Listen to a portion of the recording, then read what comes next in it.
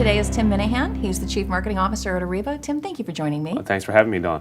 So we go back a number of years, and you've had a lot of roles in sourcing, from your stint at Aberdeen to your time with Purchasing Magazine, and of course at Procure, and now at Ariba. What have you really been seeing as the change in our industry? Yeah, there's a good number of changes in our industry. Luckily, a lot of the predictions as an analyst are now becoming true. I think one of the a couple big changes, right? A change from just transaction cost out in the world of outsourcing to one really focused on how do we create value jointly as partners. And that's a big shift being driven by a couple things, in my opinion.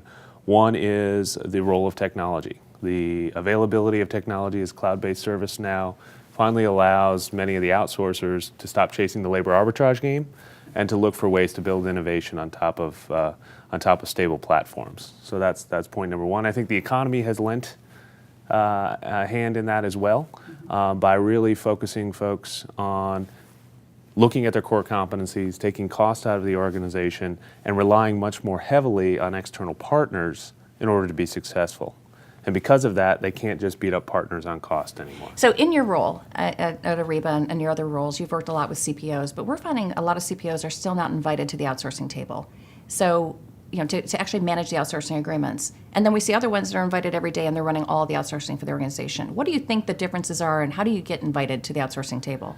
Yeah, I think part of the difference is the need to add value. If you're viewed just as a negotiator, someone who's going to negotiate the final details, negotiate at the task level as to what the outsourcer can provide, then you're not really adding value to the relationship. If you can get in early and you can help grab that innovation from the partner and help provide a contracting environment that encourages them to drive continuous improvement rather than just operating to a specification that you laid out, the relationship is much more valuable for everyone involved, and procurement comes out looking like a hero. So as a board member for SIG, and as an old friend, I really trust and value your insight.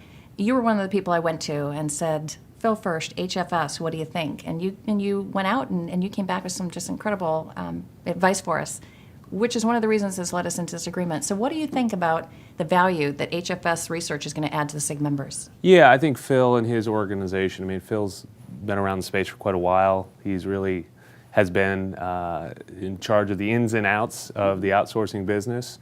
And what's a little bit different about Phil is because of his background and his understanding, he's like Wayne Gretzky, right? He understands where the puck is going, and I think the SIG members are really going to get a lot of value out of the fact that he can help direct you to what's next, as opposed to just reporting what's going on today. Yeah, I think so too.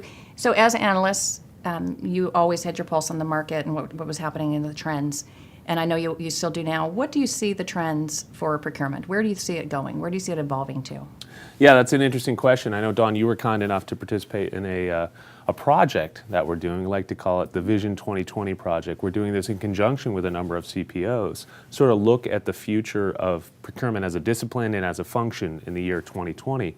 One of the very interesting things, a couple key findings from there. Number one, everything is going to be automated. It's the opening ante to the game in order to provide you with visibility and efficiency that you need to make informed decisions at the right time.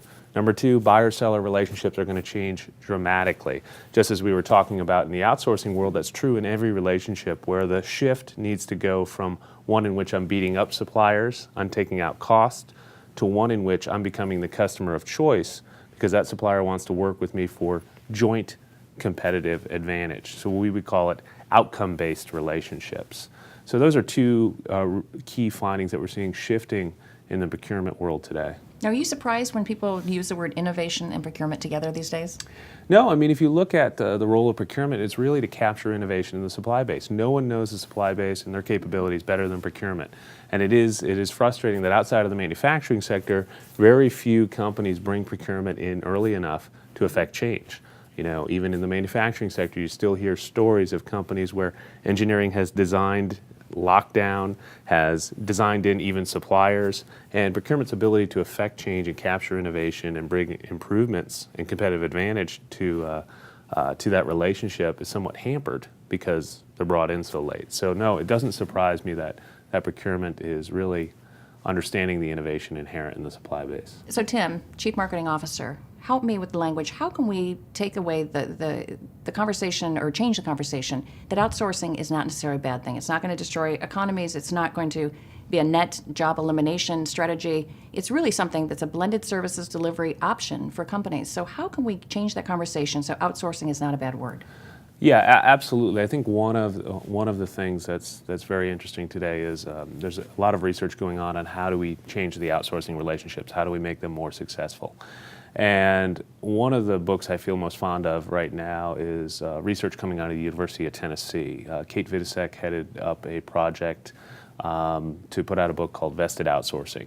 And the model that she puts forth in there, outcome-based relationships, really just shy of a joint venture relationship, I think is really where we need to go with outsourcing, where you're focused on what is the business objective we're trying to achieve, how can we create joint competitive advantage in the marketplace, and then putting a governance model in place in order to have you and your outsourcing partner drive towards that. That's an inherently different thought than the traditional outsourcing is about taking cost out, it's about labor arbitrage, it's about transactional efficiency. It's much more than that. And until we get beyond that hump, it's going to be somewhat demonized in the world.